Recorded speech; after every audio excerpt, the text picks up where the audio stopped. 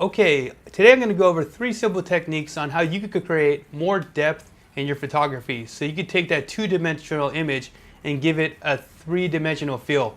So let's get right into it. Okay, so technique number 1 is foreground and framing.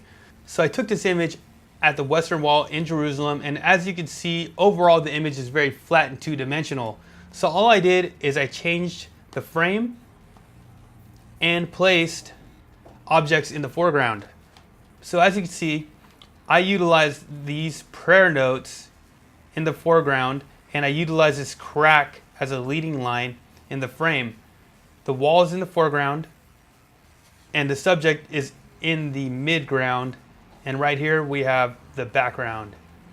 So 1, 2, 3 elements to create depth: foreground, midground, and background, along with the leading line and depth of field.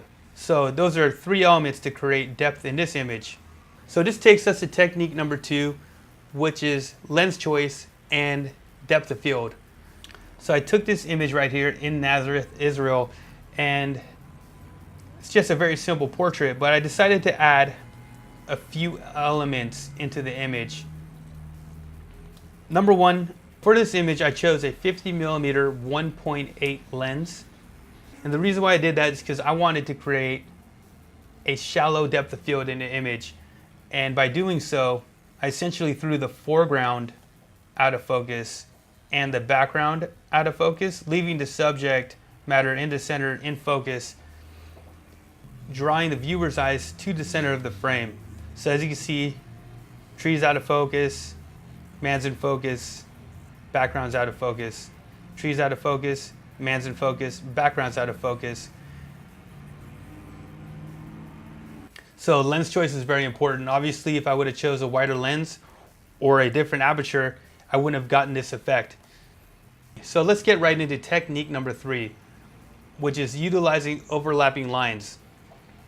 So right here you could obviously see that in the horizon we have multiple overlapping lines to create depth. I placed the subjects right here in the foreground. I framed it so the boy points off into the negative space, and we see multiple layers in the horizon line creating more depth.